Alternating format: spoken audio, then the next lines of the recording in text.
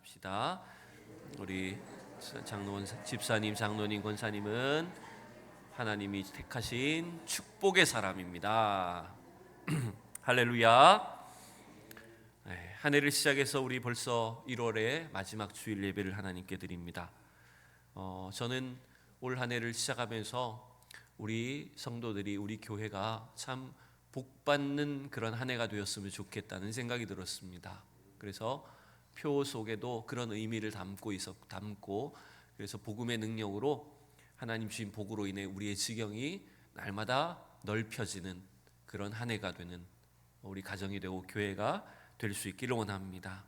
오늘은 특별히 이러한 주제를 통해서 우리의 가정이, 우리 성도들의 가정이 하나님의 복으로 충만한 그런 가정이 되려면 어떻게 해야 될까 함께 잠시 말씀을 나누기를 원합니다.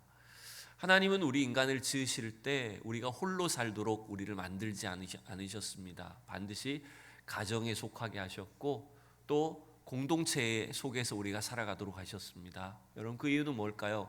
그것은 바로 우리가 하나님의 복을 누리도록 하기 위함입니다. 즉 가정 가운데서 또 사회 공동체 속에서, 교회 공동체 안에서 우리는 하나님의 복이 이런 것이구나라고 하는 것들을 서로가 서로를 통해서 누릴 수 있도록 우리를 만들어 주셨다는 거예요. 그래서 여러분, 가정은 때때로 오늘날 시대가 가정의 소중함을 알지 못하고 가정이 깨어지고 소홀해지는 그런 시대 속에 살고 있지만, 근본적으로 하나님이 만드신 가정은 너무나 복된 자리입니다. 하나님의 복을 자녀들에게 세상과 이웃 가운데 나타낼 수 있도록 주신 놀라운 축복의 통로가 사실은 가정이라고 하는 것을 알 수가 있어요. 그래서 여러분, 우리는 가정에서 복을 받고 가정 가운데서 복을 누려야 됩니다. 그리고 우리가 경험한 복과 은혜를 세상 가운데 나타내고 증거하는 그런 가정들이 되어야 됩니다. 다윗이 자기가 하나님께 기도한 것들이 다 응답받지 못했지만 하나님 주시는 약속 때문에 다윗이 뭐라고 기도했을까요? 사무엘하 7장과 같은 본문에 보면 다윗은 이렇게 기도하지 않습니까? 주의 종의 집이 영원히 복을 받게 하옵소서. 비록 지금 당장 자기가 기도하는 일, 계획한 일들이 이루어지지 않는 것처럼 보여도 하나님께서 우리 가정에, 우리 가문에 계획하신 일들이 얼마나 놀랍고 큰 것인지를 믿는다면 우리도 다윗처럼 기도해야 됩니다. 주여, 종의 집이 영원히 복을 받게 하옵소서. 물론 그것은 메시아를 통해서 이루어질 하나님의 구원의 역사를 바라보는 것이긴 했지만, 우리도 그런 성경적인 관점을 가지고 하나님의 약속을 붙잡고 가정을 위해서 여러분 기도하셔야 됩니다. 우리 가정이 복된 가정이 되게 해달라고, 축복의 통로가 되게 해달라고 여러분 기도하는 성도들이 될 수 있기를 원합니다. 여러분, 복된 가정을 세우는 일이 여러분 왜 중요합니까? 한 사람의 인생이 복된 삶을 살 것인지 아니면 불행하고 어리석은 길을 가게 될 것인지를 결정하는 데 있어서 가정이 너무나 중요한 역할을 하기 때문에 그렇습니다. 그래서 여러분, 한 가정이 건강하고 행복한 가정이 된다면 그 가정을 통해서 최소한 한 사람의 생애가, 그 가정의 자녀들의 삶이 건강해지고 복된 삶을 살게 되어 있습니다. 그러나 여러분, 반대로 가정이 깨어지고 무너지면 한 사람의 생애만 문제가 되는 것이 아니라 그 사람을 통해서 그의 생애가, 또 그의 사회가, 더 나아가서는 국가나 민족 자체가 큰 위기를 맞을 수도 있다는 것을 우리는 역사를 통해서 배웁니다. 로마 제국이, 그 강력한 나라가 왜 무너졌을까를 연구한 학자들 중에 많은 사람들은 로마 제국이 가정이 깨어졌기 때문이라고 그 원인을 밝히는 사람들이 있습니다. 거대한 세력을 가진 제국이었고 강력한 군사력이 있었고, 우리가 방금 아까 봤던 사진이나 영상은 전부 로마 제국의 그 엄청난 유적들을 자랑합니다. 그런 거대한 나라가 왜 무너졌을까요? 놀랍게도 그 나라의 최소한의 기초가 되는 가정들이 깨어졌기 때문이라는 겁니다. 히틀러가 600만 명이나 되는 유태인들을 학살하게 된 많은 이유를, 왜 유태인을 그토록 증오했을까 학자들이 연구를 해보면 어린 시절 이 히틀러가 유태인들에 대해서 적대감을 갖게 된 이유를 한 3가지 정도를 이야기하는데, 그 중에 첫 번째가 여러분 뭔지 압니까? 히틀러 아버지가 일찍 죽고 나서 엄마가 어린 아들이 보는 앞에서 유태인 남자하고 불륜의 관계를 하는 걸 본 거예요. 어린 히틀러가 본 거예요.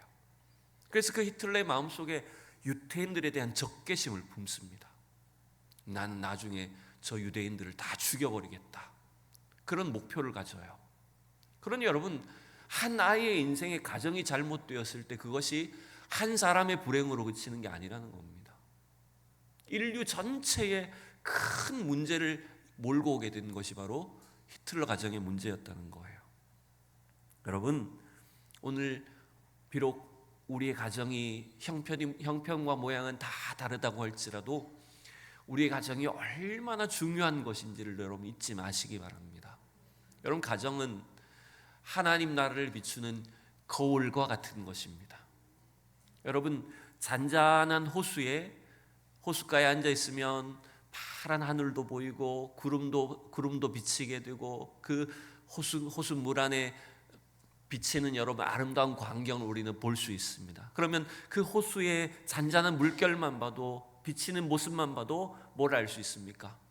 지금 하늘이 얼마나 아름답고 또 계절이 얼마나 좋은지를 그 호수만 봐도 알 수 있는 거예요. 근데 여러분, 그 호수에 누군가 큰 돌을 던져버리면 어떻게 되죠? 물결이 일어나서 그 파란 하늘도 구름도 나무나 꽃들도 다 일그러져 버리는 것입니다. 여러분, 우리 가정은 그런 곳이라는 거예요. 우리 가정은 하나님 나라가 얼마나 아름답고 복된 것인지를 세상 속에 비추어 주는 거울인 거예요. 근데 만약 우리 가정이 일그러지고 깨어지면 그 역할을 못하게 되는 겁니다. 그래서 여러분, 가정이 이처럼 중요하기 때문에 창세기를 보면 인간이 타락한 이후에 이 사단 마귀의 집요한 공격이, 가정을 향한 집요한 공격이 이루어지는 걸 여러분 알 수가 있어요. 창세기 3장에서 인류가 타락합니다. 바로 4장으로 넘어가면 어떤 일이 생겨버립니까? 한 가정 안에 친형제 사이에 살인사건이 일어나게 됩니다. 그리고 여러분, 창세기 16장에 가보면 첩을 넣는 이야기가 나오고요, 19장에 가보면 동성애가 만연한 이야기가 등장합니다. 34장에는 강간사건이 등장하고요, 38장에는 근친상간과 인신매매가 일어납니다. 여러분, 이건 전부 가정이 깨지는 이야기입니다. 한 가정에 엄청난 불행이 닥치고 그로 인해서 심각한 문제들이 야기되는 것을 성경은 있는 그대로 기록합니다. 왜 그럴까요? 사단의 무서운 공격이 우리 가정을 향하고 있다는 것을 보여주기 위함입니다. 그러나 절대로 실망할 필요가 없습니다. 왜 그렇습니까? 하나님은 예수 그리스도 안에서 우리의 가정을 구원하기를 원하십니다. 예수님을 통해 죄로 인해서 깨어진 이 땅의 가정들이 회복하게 하시는 것입니다. 그래서 다시 우리에게 약속하셨던, 가정을 통해서 하나님 주시고자 하는 그 놀라운 복들을 우리가 경험하고 회복할 수 있도록 은혜를 주시는 것을 우리는 알 수 있습니다. 특별히 우리가 가정의 이 축복을 위해서 뭔가 우리가 노력해야 얻는다는 것으로 여기지 마십시오. 물론 노력해야 됩니다. 수고해야 됩니다. 그러나 우리가 믿는 것은 뭐냐 하면, 예수 그리스도 안에서 하나님이 우리를 구원하실 때 우리 한 사람의 구원으로 그치지 아니하고, 그 구원의 은혜가 한 가정을 회복시키고 한 가정에 하나님의 놀라운 복과 은혜를 다시 이루시고자 하는 그 은혜의 역사가 있다는 것을 여러분 믿으셔야 된다는 거예요. 그걸 누리는 우리 성도들이 되셔야 된다는 것입니다. 여러분, 우리 가정과 우리 가족을 향한 하나님의 놀라운 복이 계획되어 있다는 걸 여러분 믿으시기 바랍니다. 여러분, 하나님의 복을 누리는 가정이 되기를 원하십니까? 우리의 가정과 자녀 자손들의 앞날에 주님의 복이 함께하기를 여러분 기대하십니까? 또 우리의 후손들이 하나님의 복을 이어가기를 여러분 원하십니까? 여러분, 그러려면 우리가 어떻게 해야 될까요? 그 그 질문에 대한 중요한 대답들이 오늘 시편 128편의 말씀에 기록이 되어 있습니다. 저도 참 개인적으로 좋아하는 성경 말씀인데 우리 시편 128편 1절부터 우리 3절까지를 먼저 함께 읽어보도록 하겠습니다. 자, 1절부터 3절까지 시작. 여호와를 경외하며 그의 길을 걷는 자에게 복이 있도다. 내가 내 손이 수고한 대로 먹을 것이라. 내가 복되고 형통하리로다. 내 집 안방에 있는 내 아내는 결실한 포도나무 같으며 내 식탁에 둘러앉은 자식들은 어린 감람나무 같으리로다. 아멘. 여러분, 이 시편 128편의 말씀은 소위 성전에 올라가는 노래 시리즈에 들어가 있습니다. 특별히 여러분 1절이 여호와를 경외하며 그의 길을 걷는 자마다 복이 있도다라고 할 때 이것을 제가 앞서 말씀드린 것처럼 반드시 이렇게 해야만 복을 받는다라는 어떤 조건절로 보실 필요가 없습니다. 그게 아니라 이 복이 있다는 말은 감탄사입니다. 얼마나 복된가. 여러분, 하나님이 택하시고 우리가 하나님의 자녀가 되고 예수를 믿고 신앙생활하는 것 그 자체가 얼마나 복된 것인 줄 여러분 믿으셔야 됩니다. 이건 하나님이 약속하신 축복과 하나님이 계획하신 은혜를 우리가 그대로 누릴 수 있다는 것을 말하는 것입니다. 그래서 이스라엘 백성들이 절기를 통해서 성전에 올라갈 때 그 가족들이 함께 하나님을 섬기고 예배하고 하나님을 경외하는 그 모습들을 서로를 보면서 얼마나 복된가라고 감탄하고 기뻐했다는 걸 알 수가 있어요. 그런데 여러분 2절과 3절을 보면 그 여호와를 경외하고 또 그의 길을 걷는 자에게 이런 복을 주신다, 이런 복이 있다는 것을 노래하고 있어요. 근데 여러분 우리의 기대하고는 좀 다릅니다. 2절을 보면 이렇게 되어 있어요. 내가 내 손이 수고한 대로 먹을 것이라. 내가 복되고 형통하리로다. 여러분 의외로 성경이 우리에게 가르쳐주는 하나님의 복은 막 거창하고 화려한 복은 아닙니다. 사실은 아주 소박한 복이에요. 우리는 흔히 생각하는 복이 여러분 뭡니까? 우리가 그래도 한 복 받았다라고 할 만하면 어떤 복을 받아야 될까요? 지난주에 무슨 태국 외국인 노동자가 로또 1등이 형제가 당첨돼가지고 40억을 받았다 이런 뉴스가 나오던데 그 정도가 돼야 되지 않을까? 우리가 생각하는 복은 뭔가 일확천금의 복, 또 누군가와 비교해서 다른 사람과 비교해서 나는 이만큼 가져야 복을 받았다라고 생각을 합니다. 근데 여러분 성경이 말한 복은 그런 복이 아니고요, 놀랍게도 일한 만큼 땀 흘린 만큼 수고를 얻는 것, 결실을 얻는 것이 복이라고 말합니다. 여러분 노력한 만큼 얻는 게 복이라는 거예요. 왜 그렇죠? 사실은요 노력한 만큼 얻지도 못할 수도 있다는 거예요. 내가 땀 흘리고 애쓰고 노력한 만큼 하나님이 결실을 주시는 것, 여러분 그게 참 놀라운 복이라는 걸 여러분 믿으셔야 됩니다. 세상적인 복은 자꾸만 자기의 욕망을 추구하는 것을 복이라고 생각합니다. 그러다 보니 하나님 주신 것을 감사할 줄도 모르고 그것이 은혜인 줄도 다 잊어버리게 되는 거예요. 이따가 제가 말씀드리겠지만 우리가 하나님 복을 깨닫는 것은요, 이미 내 삶에 주어진 이 자그마한 일들이 얼마나 하나님이 주시는 은혜고 복인가를 깨닫고 발견하게 되는 거예요. 그래서 여러분 이 복은 그렇게 멀리 있지 않습니다. 중요한 것은 우리가 날마다 여호와 하나님을 경외하고 하나님의 말씀을 따라가는 사람들이 되는 것이 중요하다는 거예요. 전도서에도 이런 말씀이 있습니다. 3장 13절을 읽어봅시다. 시작. 사람마다 먹고 마시는 것과 수고함으로 낙을 누리는 그것이 하나님의 선물인 줄도 또한 알았도다. 아멘. 여러분 우리에게 하나님 주신 것으로 날마다 먹고 마시고 매일매일 낙을 누리는 것, 여러분 그게 하나님의 선물이고 축복입니다. 여러분 너무 많은 것을 여러분 막 한꺼번에 얻으려고 하지 마십시오. 3절에도 보면 이것이 복이라고 말하고 있어요. 내 집 안방에 있는 내 아내는 결실한 포도나무 같으며 내 식탁에 둘러앉은 어린 자식들은 어린 감람나무 같으리로다. 여러분 아내가 집에 아내가 있고 식탁에 자식들이 밥 달라고 둘러앉아 있는 게 복이래요, 여러분. 이게 무슨 복이에요? 근데 놀랍게도 하나님은 그 평범한 가정의 모습, 평범한 아내와 남편과 자식들이 옹기종기 모여서 함께 살고 있는 것, 여러분 그게 참 복되다라고 말하고 있는 거예요. 여러분, 여러분의 가정을 주신 하나님 앞에 감사할 수 있기를 바랍니다.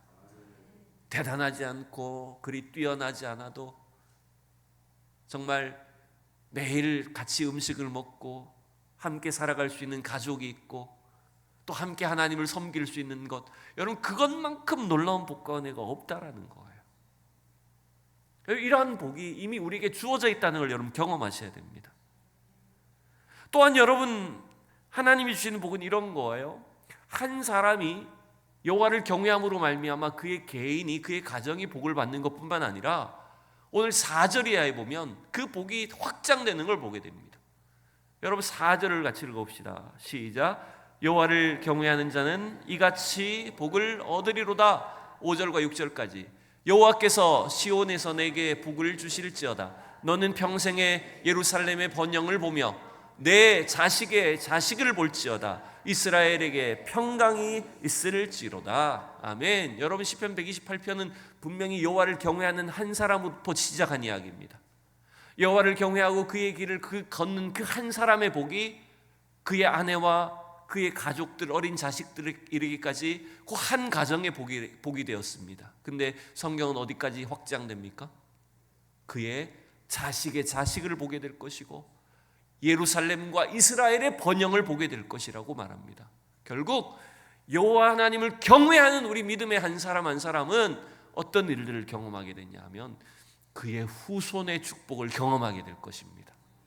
단순히 그의 가문만이 아니라 이제는 그가 살고 있는 그 사회와 국가와 민족 전체가 하나님이 복 주시는 것을 경험하게 된다는 거예요. 그런 여러분, 이 복은 아주 단순해 보이고 소박하고 평범해 보이지만 하나님이 우리를 복 주신다고 하면, 하나님이 우리에게 복의 사람으로 우리를 사용하신다고 하면 한 개인의 축복을 넘어서 이것이 그의 가문과 사회와 국가 전체까지도 엄청난 복이 된다는 걸 알 수가 있는 거예요. 여러분, 그래서 우리 믿는 성도들이 있는 대한민국이 여러분 복이 있는 줄로 믿습니다. 제가 아는 어떤 목사님이 미국에서 유학을 박사학위를 받고 이제 한국으로 돌아오려고 할 때 교수님이 이제 마지막 식사를 했다고 합니다. 미국 교수님이 이제 마지막 식사를 하면서 이제 작별 인사를 하는데 이렇게 인사를 하더라는 거예요. 야, 니네 나라는 참 좋겠다. 한국은 참 좋겠다. 자꾸 그러더라는 거예요. 그래서 무슨 한국에 무슨 좋은 소식이 있나? 무슨 한국에 대박이 났나? 왜 교수님 한국이 그렇게 좋다고 하십니까? 이렇게 질문했더니 이렇게 막 대답하는 거예요. 그 교수님이 네가 가잖아. 네가 이제 한국 가잖아. 그러니까 얼마나 한국이 복이 있겠냐는 거죠. 참 놀라운 말 아닙니까? 여러분, 우리 믿음의 사람 한 사람 한 사람이 우리 가정에 있고 직장에 있고 또 우리 사회에 있는 것이 여러분 이 땅의 복인 줄로 믿습니다. 여러분, 사실은 우리 대한민국이, 우리나라가 그 은혜 때문에 이렇게 성장했고 부흥했어요.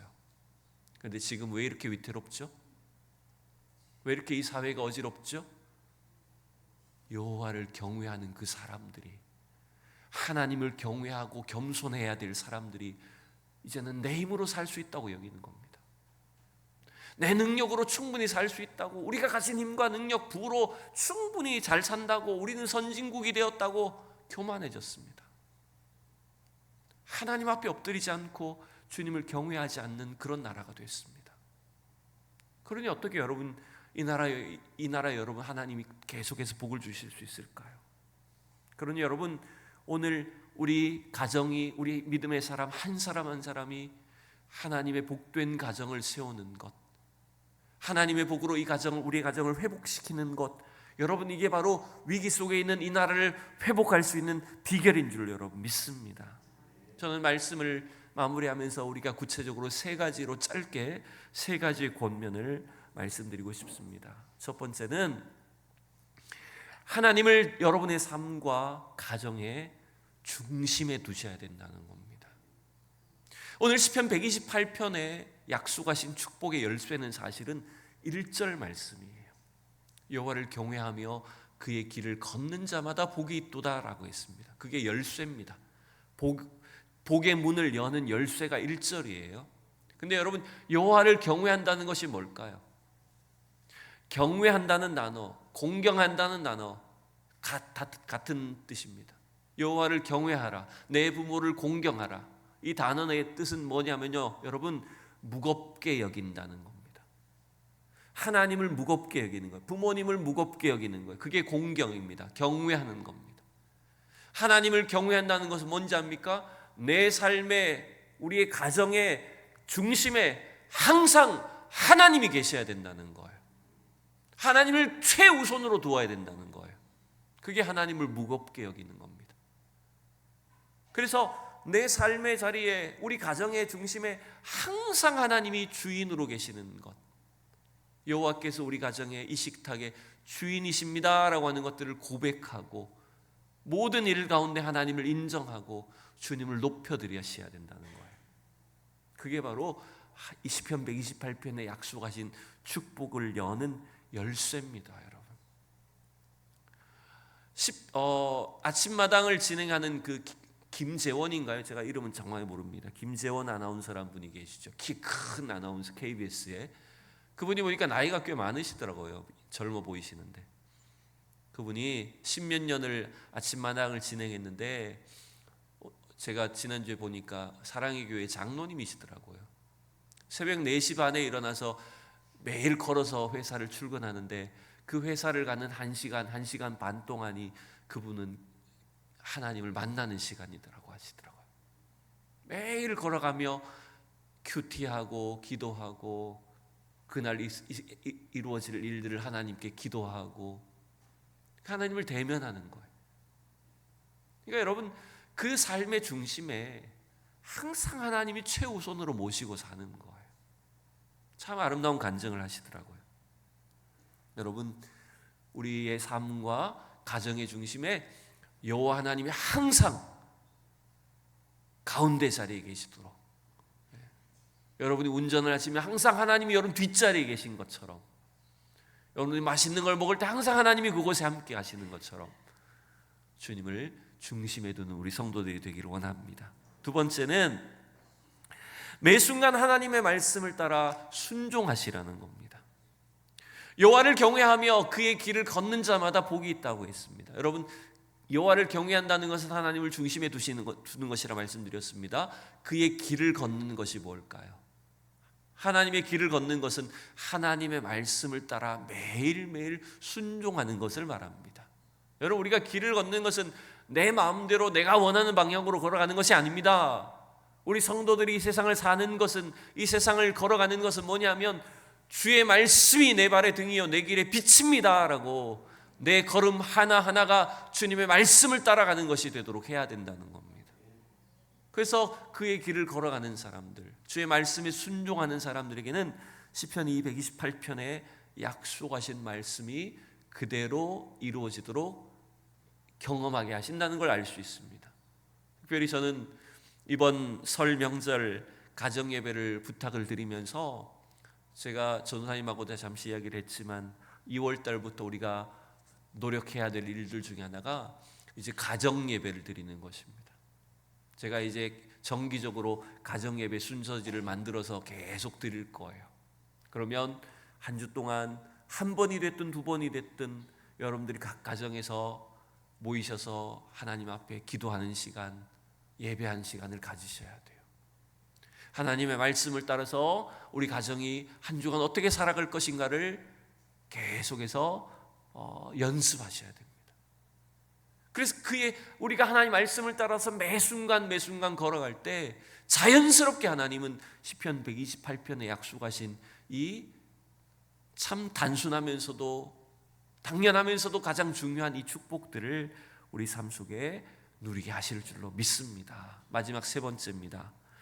세 번째는 우리 가정에 주신 하나님의 복을 발견하시라는 겁니다. 제가 앞서 말씀드렸습니다. 행복은 거창하고 세상에 사람들 앞에 내어놓을 만한 그런 것들만을 말하는 게 아닙니다. 사실은 하나님께서 우리에게 주시는 복, 하나님이 함께 하시는 복은 뭐냐면 매일매일의 삶 속에 당연한 듯 보였지만 그것이 하나님의 은혜이구나라고 하는 것들을 날마다 깨닫고 발견하고 경험하는 것입니다. 미국의 어떤 한인교회 목사님이 이런 가정이 있었답니다. 이 목사님이 한인교회를 운영하시는데 참 힘들었다는 거예요. 근데 더 힘들었던 것 중에 하나는 사모님이 시력이 너무너무 안 좋았대요. 태어날 때부터 시력이 너무 약해서 눈앞에 있는 물건만 겨우 분간할 정도였다는 거예요. 그러니까 이 목사님이 목회를 하기가 얼마나 힘들었겠습니까? 여러분, 미국은 다 운전을 해서 다녀야 되잖아요. 대중교통이 힘들잖아요. 그러니까 아이들도 목사님이 다 태워줘야 되죠. 장도 목사님이 다 봐야 되죠. 가정 살림도 웬만한 건 이 목사님이 다 해야 되는 겁니다. 사모님이 할 수 있는 게 너무 적으니까. 목회도 해야 되고 살림도 해야 되고, 그러니까 이 목사님이 너무 부담이 크고 좀 지쳤다는 거예요. 그런데 어느 날 부흥회를 하는데 부흥 강사님이 와서 기도를 하다가 이렇게 말을 해주더래요. 하나님께서 이런 마음을 주신다는 거예요. 너의 아내가 너에게 축복이다. 너는 아내 덕을 너무 많이 보고 있다. 이렇게 말하더래요. 아니, 자기는 지금 사모님이 눈이 안 좋아서 너무 자기가 온갖 수고를 하고 힘든데 도리어 하나님이 자기에게 이런 마음을 주신다는 거예요. 네가 아내 덕 보고 있다. 아내가 너에게 복이 된다. 이렇게 말하더라는 거예요. 도대체 그게 무슨 말일까요? 기도하다가 깨달은 것이 그거래요. 눈이 불편한 아내를 섬길 수 있게 하신 것 자체가 복이라는 거예요. 많이 섬기면 섬길수록 어떻게 해야 됩니까? 많이 움직여야 되죠. 많이 생각해야 되죠. 많이 참아야 되죠. 그게 축복이라는 거예요, 여러분. 여러분, 우리 삶 속에 여러분 참 불편하게 느껴지고, 왜 우리 가정은 이런 것도 없고, 왜 이런 형편 가운데 살아야 되고, 왜 이렇게 힘들지라고 여겨지는 일들이 있을 수 있습니다. 그러나 여러분, 오히려 그것이 하나님이 나의 생애에 주신 놀라운 복이라는 걸 여러분 경험하시기를 바랍니다. 그러면 오히려 감사할 수 있게 되는 거예요. 내 마음에 들지 않는 아내, 남편, 속 썩이는 자식, 풀리지 않는 형편, 이런 일들이 참 힘들지만 오히려 그것이 하나님이 나에게 주신 복이구나, 은혜였구나 라고 하는 것들을 여러분 깨닫고 날마다 그것들을 발견해 나가는 우리 성도들이 다 될 수 있기를 축복합니다. 그래서 이미 예수 그리스도 안에서 우리 믿음의 가정들은요, 하나님이 주신 복이 있는 줄로 믿습니다. 하나님이 약속하신, 계획하신 그 놀라운 복이 우리 가정을 통해서 펼쳐지게 될 줄로 믿습니다. 여러분, 이 하나님이 하실 일들을 기대하십시오. 2025년 이 한 해 동안에 주님이 이루어 가실, 우리 가정을 통해서 주실 그 놀라운 복과 은혜를 분명히 경험하고 간구하고 누리게 되는 우리 모든 성도들이 될 수 있기를 진심으로 축복합니다.